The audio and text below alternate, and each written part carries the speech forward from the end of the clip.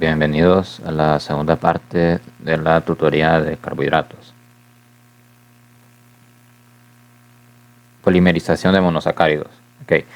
Polimerización es básicamente la formación de cadenas a partir de monómeros, o sea, la formación de un polímero. Los monosacáridos se polimerizan por medio de enlaces o glucosídicos, que consisten en enlaces éter entre grupos OH.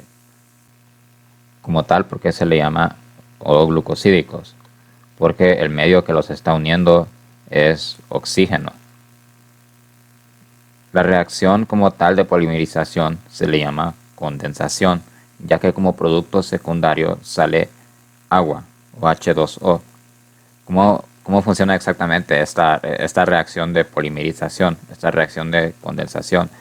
Como podemos ver, aquí tenemos dos moléculas de alfa glucosa y aquí podemos ver que cuando se enlazan sale, o mejor dicho, en esa reacción de polimerización sale como producto secundario una molécula de agua. Tal vez en esta diapositiva se entiende un poco mejor. Aquí se puede ver en rojo los átomos que participan en la reacción de polimerización o condensación. Se puede ver aquí que el hidrógeno de este grupo OH y todo este grupo OH entero como tal se unen para formar una molécula de agua, y el oxígeno que queda es el que sostiene el enlace éter. Recordemos de química orgánica que el enlace éter es básicamente oxígeno uniendo dos moléculas de carbono. Entonces este es el enlace O glucosídico.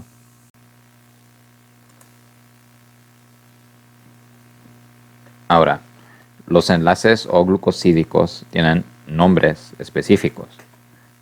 Estos se dan de acuerdo a, número 1, los carbonos que participan en el enlace, en ese enlace éter. O sea, los carbonos que este oxígeno de aquí está uniendo. Y 2, el anómero del o de los monosacáridos que participen en el enlace en caso de que carbonos anoméricos estén participando en ese enlace.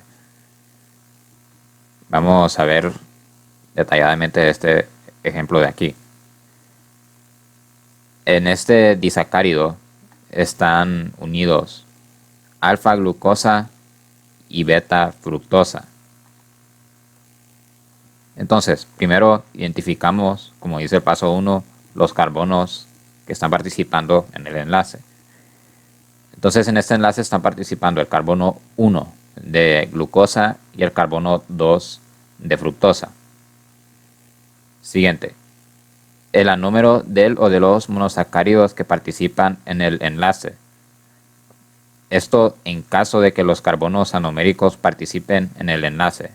Entonces, ahorita ya tenemos la información de los carbonos que participan en el enlace. El carbono 1 de glucosa y el carbono 2 de fructosa. Son los carbonos que están circulados ahí. Ahora lo que sigue es identificar si son o no son los carbonos anoméricos de estos monosacáridos. Recordemos que el carbono anomérico es el carbono que va a definir si un monosacárido es alfa o es beta. En este caso aquí tenemos alfa glucosa y aquí tenemos beta fructosa. Ahora, ¿son estos los carbonos anoméricos de estos monosacáridos? Pues en el caso de glucosa, este que es el carbono 1, ese es el carbono anomérico de glucosa. Es el carbono que define el hecho de que esta molécula sea alfa glucosa. Ahora vamos a fructosa. Este es el carbono 2. Efectivamente, en fructosa el carbono 2 es el carbono anomérico. Es el carbono que permite distinguir entre cuando es beta fructosa y cuando es alfa fructosa. Entonces, aquí se da el caso de que ambos carbonos que están participando en el enlace, los dos son los carbonos anoméricos de sus monosacáridos. Entonces va a aplicar la segunda regla, o mejor dicho, el segundo paso. Entonces, el anúmero del o de los monosacáridos que participan en el enlace. Básicamente tenemos que identificar qué anúmero es. En este caso, este es el anúmero alfa, porque esto es alfa glucosa. Este es el carbono que efectivamente, este es el carbono como tal que define el hecho de que esta molécula es alfa glucosa. En el caso de fructosa, aquí lo que tenemos es beta fructosa. Entonces, esto sería un enlace alfa 1, beta 2 o glucosídico. ¿Por qué? Primero, referenciando al carbono de glucosa, ese es el carbono 1. Como es el carbono anomérico, tenemos que definir, tenemos que decir cuál es el anúmero que está dando ese carbono, que es el anúmero alfa, porque esta es alfa glucosa. O sea, la parte morada del nombre es por el lado de glucosa. La parte roja es por el lado de fructosa. En este caso, el 2 es porque es el segundo carbono de fructosa, es el carbono 2, el que está participando en el enlace glucosídico. Y beta porque es el carbono anomérico. Y por ende se tiene que identificar si este es el anúmero beta o el anúmero alfa de esta molécula de fructosa. Entonces, por eso este sería un enlace alfa 1, beta 2 o glucosídico. Más adelante vamos a ver más ejemplos de enlaces glucosídicos, de enlaces o glucosídicos, para que se entienda un poco mejor cómo funciona la nomenclatura.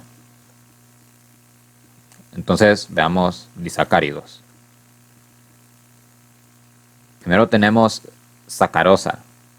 La sacarosa es el azúcar de caña, específicamente de la planta Saccharum officinarum, pero adicionalmente se encuentra en algunas frutas y vegetales. La sacarosa es básicamente el azúcar que compramos en el supermercado. Ocurre en forma de cristales que se disuelven en agua, como podemos comprobar, ¿verdad? Que son granitos, son cristales diminutos. Tras hidrólisis en su digestión, se obtiene alfa de glucosa y beta de fructosa. Okay. Hidrólisis, recordemos que es el rompimiento de una molécula, específicamente el rompimiento de un polímero utilizando agua, utilizando el rompimiento de agua. Una hidrólisis es básicamente el inverso de lo que vimos aquí. Es el inverso de la polimerización. Aquí tenemos una polimerización, glucosa y fructosa están formando sacarosa. Entonces, el inverso de esto, o sea, la ruptura de sacarosa, daría como resultado glucosa y fructosa. Y se ocuparía el rompimiento de una molécula de agua. O sea, la molécula de agua tendría que entrar no tendría que salir, sino más bien tendría que entrar para que la reacción de hidrólisis se lleve a cabo. Entonces, para que quede claro, hidrólisis es el opuesto a polimerización. Entonces, regresando a sacarosa, como dije, está compuesta de glucosa y fructosa, específicamente de alfa de glucosa y beta de fructosa. Y está unida por medio de un enlace alfa 1, beta 2 o glucosídico, que es el ejemplo que vimos en la diapositiva anterior.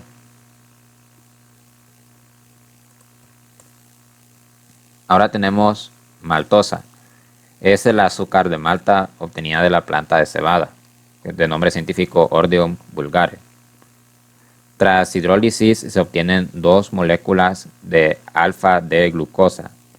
O sea que básicamente maltosa es que vengan 2 moléculas de glucosa y se unan para formar un disacárido. Está unida por medio de un enlace alfa 1,4 o glucosídico. Aquí solo hay un carbono anomérico participando en la reacción. Entonces por eso solo hay un alfa. No hay 2, ni tampoco hay un alfa y un beta, como vimos en el ejemplo anterior. Porque aquí solo hay, en este enlace glucosídico, solo hay un carbono anomérico, que es este donde está mi cursor. Solo hay un carbono anomérico que está participando en la reacción. Lactosa. Es el azúcar de la leche, sintetizada por todos los mamíferos, que pues es el que se secreta por medio de la glándula mamaria. Mientras que la concentración de lactosa en la leche de vaca es de 4,7%, en la leche de cabra es menor, en promedio es de 4,1%.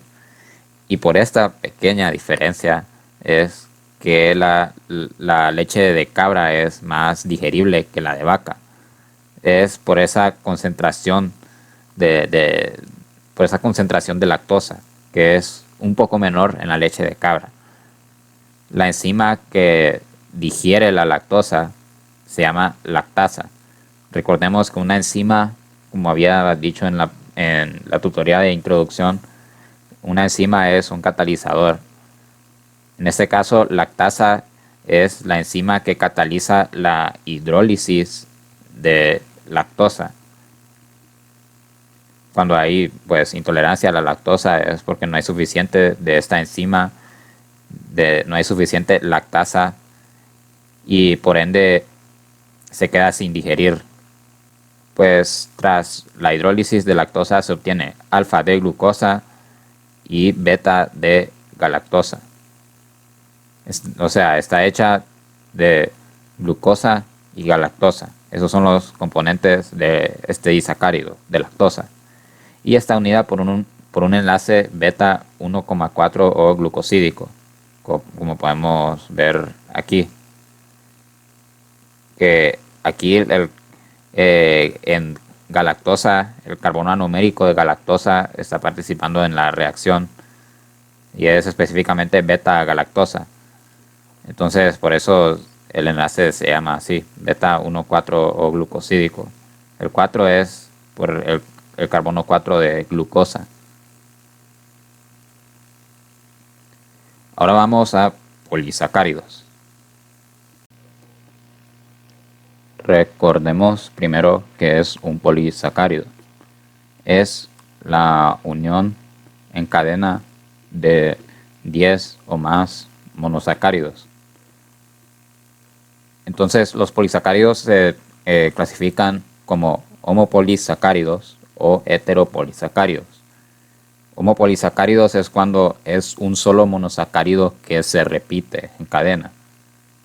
Heteropolisacáridos es cuando son más de un monosacárido diferente que se repiten en cadena. Así de sencillo. Homopolisacáridos, un solo monosacárido que se repite. Heteropolisacáridos, más de un monosacárido diferente que se repite. En el caso de homopolisacáridos pongo como ejemplo quitina, que es básicamente la repetición de muchas unidades de N-acetilglucosamina. Mientras que heteropolisacáridos, como ejemplo pongo heparina.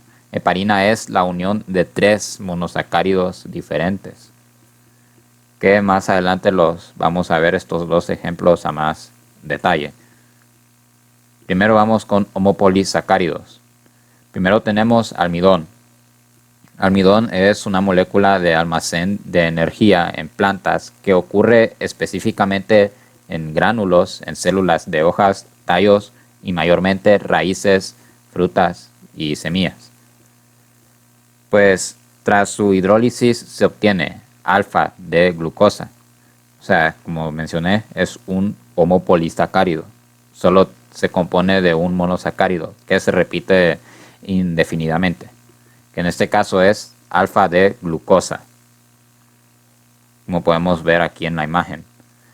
Es de alto valor nutricional por aportar glucosa y por su alta digestibilidad a comparación de otros polisacáridos. El almidón, pues, como mencioné aquí, se encuentra bastante en raíces, en frutas, en semillas. Es la forma en la que las plantas almacenan energía a nivel celular. Pues aquí la harina de maíz es una de las mayores fuentes de almidón, pero también se encuentra en pan. Por algo, pues, por la razón por la que se dice que el pan es puro carbohidrato es porque el pan es, mayormente su composición es almidón, el trigo, los granos de trigo son ricos en este polisacárido, en este compuesto, almidón. Ahora, almidón en su estructura se compone de, a su vez, de dos, se podría decir, siempre son polisacáridos, pero son diferentes. Se compone de dos unidades diferentes, de amilosa y amilopectina. Amilosa es básicamente una cadena recta, una cadena sin ramificar de 250 a 300 residuos de glucosa.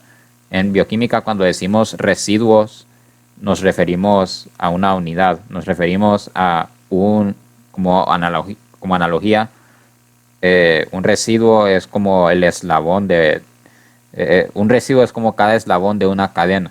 En este caso, pues la cadena es un polisacárido y cada residuo es cada monosacárido. Entonces, amilosa es una cadena sin ramificar de 250 a 300 residuos de glucosa, unidos por enlaces alfa 1,4 o glucosídicos. Entre cada cadena de amilosa hay amilopectina. O sea, ¿qué significa esto? Que cuando llega a su límite, que es entre 250 a 300 residuos de glucosa, cambia a ser amilopectina. Luego se acaba la amilopectina y regresa a ser amilosa.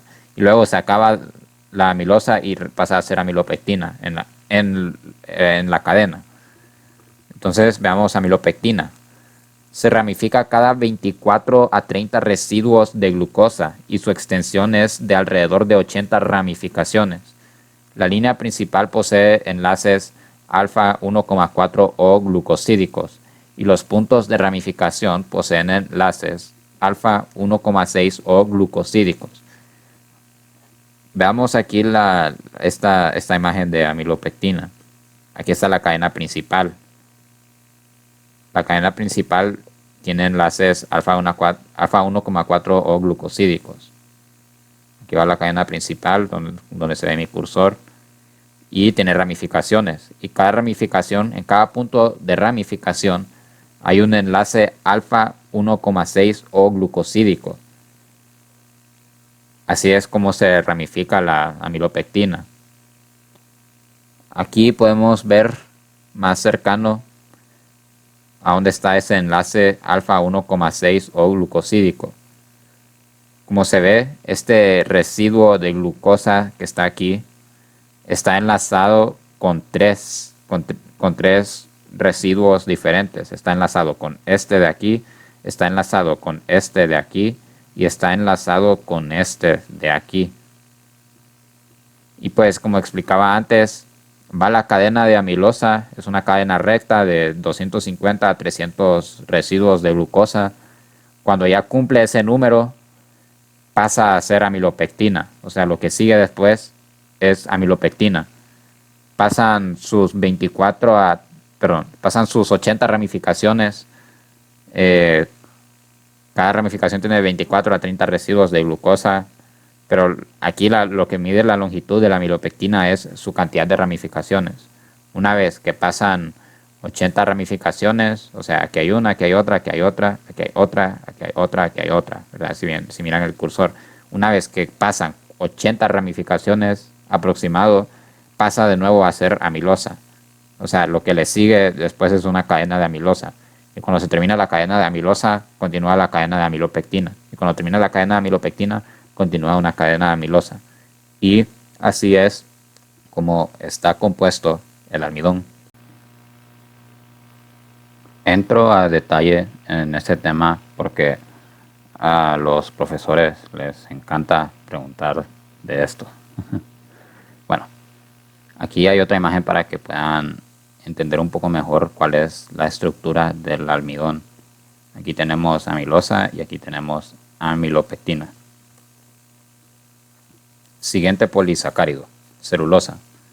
Es la molécula principal que forma las paredes celulares de todas las células vegetales, sea planta o sea alga. Tras su hidrólisis se obtiene beta de glucosa. O sea que, a diferencia de almidón, celulosa está hecha de beta de glucosa. Almidón, recordemos que estaba hecho de alfa de glucosa, con tan solo una diferencia en la estereoisomería de los monosacáridos ya cambia completamente el polisacárido que van a formar. La celulosa pues es mucho más dura que el almidón. Sus residuos de glucosa están unidos por enlaces beta 1,4 o glucosídicos y la molécula se organiza en cadenas, como vemos aquí, en cadenitas que se unen para formar una microfibrilla.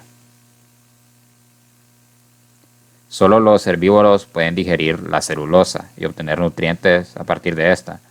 En el resto de animales sirve únicamente para brindar dureza a las heces.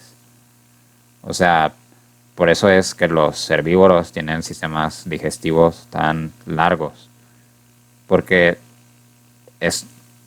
toma tiempo digerir esta molécula, digerir celulosa. O sea, de hecho el papel está hecho de celulosa. Cualquier tipo de papel es una molécula dura, es una molécula difícil de digerir. Quitina. Es el componente principal de la pared celular de hongos y también uno de los componentes principales del exoesqueleto de los artrópodos. Su monómero es N-acetilglucosamina, unido uno con otro por medio de enlaces alfa 1,4 o glucosídicos. Como lo había mencionado antes, pues la quitina es un homopolisacárido y está compuesto de este monosacárido derivado, N-acetilglucosamina. Al ingerirse en el alimento se obtiene N-acetilglucosamina y en el hígado este puede ser convertido a glucosa. O sea que cuando nosotros, en un caso de que comiéramos, por ejemplo, camarones, ¿verdad? Los camarones son bien comunes en la cocina. Nosotros podemos obtener glucosa comiendo camarón, porque la quitina de su exoesqueleto se digiere y obtenemos N-acetilglucosamina y esta en el hígado se puede convertir en glucosa. Glucógeno. Es una de las dos moléculas principales de almacenamiento de energía en animales, la cual se encuentra en gránulos en el citosol de células del hígado y células musculares. Miren, aquí podemos ver el almidón. Es la forma principal en la que se almacena bueno, no diría principal, porque son dos formas en las que se almacena glucosa, o mejor dicho, dos formas en las que almacenamos energía, refiriéndonos a los animales. Y esto a nivel celular, que se almacena en gránulos en el citosol de las células. Recordemos que el citosol es el líquido del citoplasma. Tras su hidrólisis se obtiene alfa de glucosa. A diferencia del almidón, el glucógeno es altamente ramificado, o sea, como podemos ver aquí. El glucógeno es mucho más compacto que el almidón. El almidón, recordemos que tiene una cadena larga que es amilosa, que es como de 250 para arriba de residuos de glucosa, ¿verdad? Mientras que el glucógeno es mucho más ramificado. Y como mencioné, se encuentra, o mejor dicho, se almacena, se forma en el hígado y en músculos. Entonces, entendamos la estructura del glucógeno. Es algo parecida a la amilopectina, pero es diferente. Primero que todo, posee una cadena principal que está doblada en espiral y posee enlaces alfa 1,4 o glucosídicos. O sea que tenemos una cadena principal que va en espiral. Aquí la podemos ver. Aquí está la cadena principal. La cadena principal se ramifica desde el centro hacia afuera. Primero cada 8 residuos de glucosa, luego cada 12 y luego cada 18 residuos. Miremos por ejemplo esta imagen. Aquí va la cadena principal. Aquí va la cadena principal. Entonces vemos que a medida que avanza la cadena principal, los puntos de ramificación van estando más lejos unos de otros. O sea, nace la cadena principal, ¿verdad? Miren mi cursor. Nace la cadena principal y va avanzando y avanzando y avanzando. Entonces, entre más lejos esté una ramificación del centro de ese espiral, entre más lejos esté, más apartada, por así decirlo, va a estar de otras ramificaciones. Por eso dice que desde el centro hacia afuera, primero se ramifica cada 8 residuos de glucosa. O sea, pasan 8 residuos de glucosa y ¡pum!, brota una ramificación. Luego pasan cada 12 residuos de glucosa y ¡pum!, brota otra ramificación. Y finalmente pasan 18 residuos de glucosa y brota otra ramificación. Y así es como funciona el glucógeno. Por eso es una molécula tan compacta.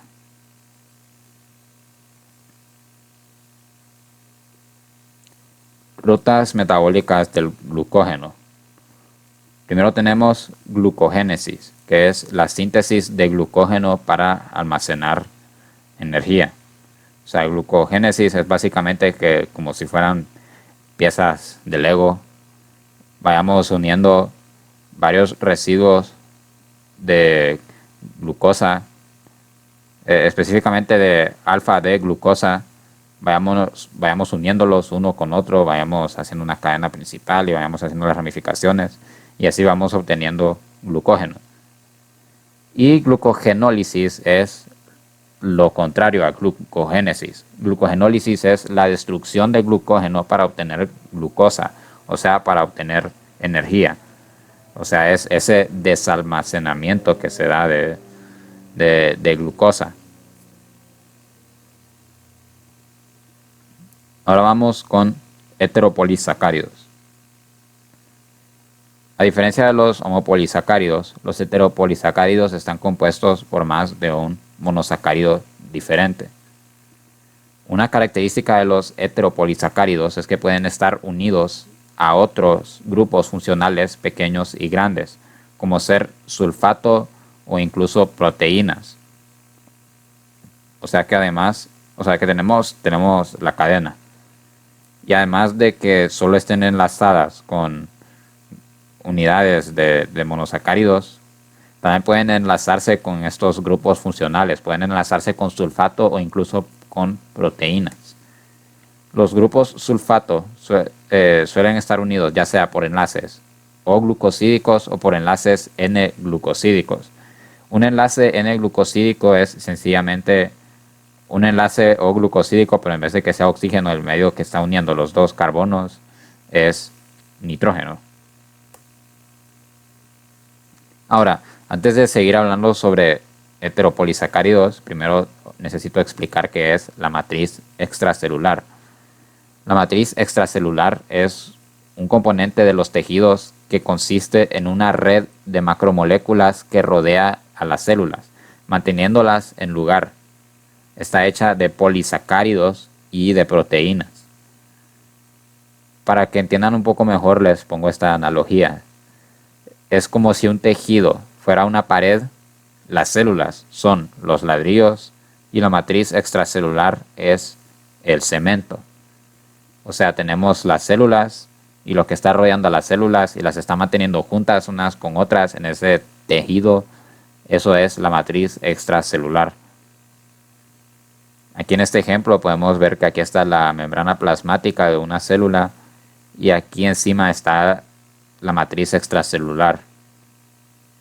Y aquí les puse un corte de dermis, que es una de las capas de la piel, y casi todo lo que se ve es pura matriz extracelular. Aquí hay unas cuantas células, son esos puntitos oscuros, pero es en su mayoría lo que está aquí, lo que se ha teñido de rosado. Todo eso es matriz extracelular, es lo que está manteniendo en lugar a esas células. Entonces, de los heteropolisacáridos que tenemos en animales, se clasifican de dos maneras. Tenemos los glucosaminoglucanos y tenemos los proteoglicanos. Y estos están relacionados. Los glucosaminoglucanos son el componente carbohidrato de la matriz extracelular. Dan soporte, lubricación y resistencia mecánica a los tejidos. Mientras que los proteoglicanos son el complejo que forman los glucosaminoglucanos cuando poseen proteínas como grupos funcionales. Y así es como se encuentran en la matriz extracelular. O sea, tenemos los glucosaminoglucanos, que son pues heteropolisacáridos. Los glucosaminoglucanos se enlazan a proteínas y de esa manera es como se encuentran integrando la matriz extracelular. Más adelante vamos a ver un poquito más a detalle esto. Entonces, el primer glucosaminoglucano que tenemos es condroitin sulfato. Es el glucosaminoglucano más abundante en los mamíferos y se encuentra en la mayoría de los tejidos estructurales. O sea, se encuentra bastante en hueso, en cartílago, tendones y piel. O sea, son todos esos tejidos duros estructurales. Se compone de N-acetilgalactosamina y ácido glucurónico. Estos dos son monosacáridos derivados. El tipo de enlace es o glucosídico y puede variar. O sea, varía. A veces está, como en este caso, a veces participan el carbono 1 y el carbono 3. A veces participan el carbono 1 y el carbono 4. Varía. Y es que les pongo un ejemplo. Aquí tenemos una articulación. Aquí tenemos cartílago articular. Este cartílago que está amortiguando estos dos huesos que están unidos. Bueno, no unidos, sino que están articulándose. Entonces aquí en esta articulación hay bastante condroitin sulfato. Como dije antes, sirve para dar esa resistencia mecánica, esa amortiguación. Ácido hialurónico. Es otro de los glucosaminoglucanos más abundantes en mamíferos adultos y es el más abundante en embriones. Está ampliamente distribuido en el cuerpo. Se encuentra en la piel, en el humor vítreo del ojo y en el fluido sinovial. Se compone de N-acetilglucosamina y ácido glucurónico.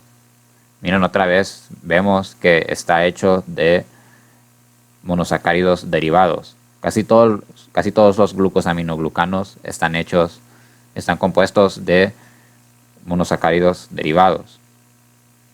Y estos están unidos por enlaces beta 1,4 o glucosídicos y beta 1,3 o glucosídicos.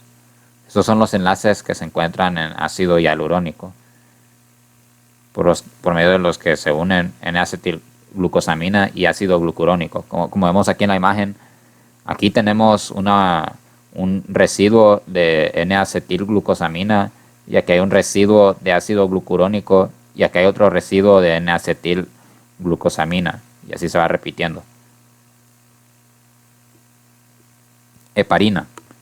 Es un anticoagulante que es sintetizado y secretado por mastocitos para integrarse en la matriz extracelular de estos tejidos, de vasos sanguíneos, de hígado, de vaso, de timo y pulmón. Casi todos esos tejidos tienen alta relación con lo que es el sistema circulatorio. Y los mastocitos pues son un tipo de célula, es un tipo de granulocito.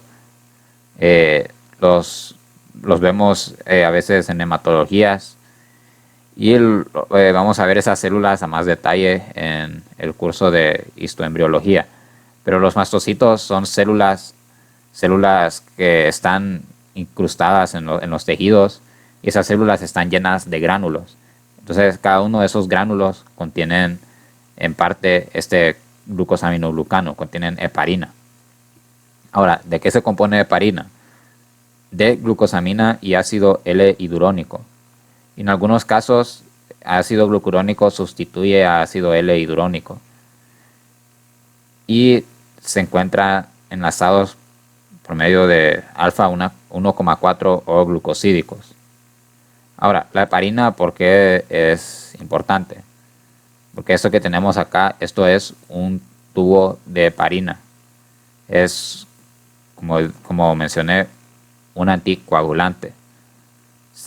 Así como es sintetizado en el organismo animal y sirve, tiene su función, también lo utilizamos a nivel de laboratorio, lo utilizamos para muestras sanguíneas, para hacer exámenes, específicamente para hacer exámenes, la mayoría de los exámenes bioquímicos que hacemos, bueno, que en teoría, en teoría, ¿verdad? Porque hay muchas clínicas que no tienen la oportunidad de hacerlo, pero la mayoría de los exámenes bioquímicos que se hacen se utiliza este tubo, el tubo de heparina. Se usa para que la sangre no se coagule. Otros glucosaminoglucanos que tenemos son dermatansulfato, que se encuentra en la piel, corazón, aorta y pulmones. O sea, es otro glucosaminoglucano estrechamente relacionado con tejidos del sistema circulatorio. Tenemos queratansulfato, que se encuentra en córnea. La córnea es una parte del ojo. Y en discos intervertebrales. Los discos intervertebrales en anatomía los van a ver a mucho detalle, pero son básicamente tejido que está conectando una vértebra con otra. Y también tenemos heparansulfato, que es similar al ácido hialurónico, pero ocurre en menor cantidad que que el ácido hialurónico. Y digo que es similar porque se compone de lo mismo, se compone de N-acetilglucosamina y ácido glucurónico. Y pues realmente no es tan relevante para la carrera, pero lo preguntan en los exámenes. Así que aquí les pongo los componentes de cada uno de estos glucosaminoglucanos. Ahora, proteoglicanos. Son el complejo que forman los glucosaminoglucanos cuando se unen, ya sea por enlaces o glucosídicos o por enlaces N-glucosídicos a una proteína. Si vemos en esta imagen, aquí tenemos un proteoglicano. Como dije antes, esto se encuentra en la matriz extracelular. Entonces aquí lo que tiene apariencia de un tubo azul, miren mi cursor, esto es ácido hialurónico. Y después vemos estas pelotitas negras, estas son proteínas. Asimismo, estas ramificaciones verdes que salen también son proteínas. Y después, cada una de esas subramificaciones que salen, que en la imagen están de color naranja, esos son otros glucosaminoglucanos. Entonces, si ven, esto es todo un complejo. No es una simple molécula, no es un simple compuesto, sino que es todo un complejo. Eso es un proteoglicano. Es un heteropolisacárido, o mejor dicho, varios heteropolisacáridos que están enlazados con proteínas. Peptidoglicano es el proteoglicano especial que se encuentra en bacterias como principal componente de su pared celular. O sea que los proteoglicanos también se encuentran en bacterias. Y específicamente este proteoglicano en particular, peptidoglicano. Bajo la tinción de Gram, el peptidoglicano se tiñe de violeta en bacterias Gram positivas, ya que éstas tienen una sola capa en su pared celular. Mientras que pues cuando tenemos bacterias gram negativas se tiñen de rojo, porque el peptidoglicano no agarra la tinción, no agarra el tinte, por así decirlo. Aquí pues tenemos una imagen de cómo se ve el peptidoglicano. Sabemos que aquí tenemos el glucosaminoglucano, y lo que está uniendo estas dos, paralelamente, estas dos cadenas de glucosaminoglucanos son, bueno, no exactamente proteínas, pero son moléculas relacionadas que se llaman péptidos. Y aquí les pongo los monosacáridos que componen al glucosaminoglucano que se encuentra en peptidoglicano: N-acetilglucosamina y ácido N-acetilmurámico. Ambos son monosacáridos derivados. Y bueno, aquí les dejo el cuestionario y eso sería todo. Gracias por ver.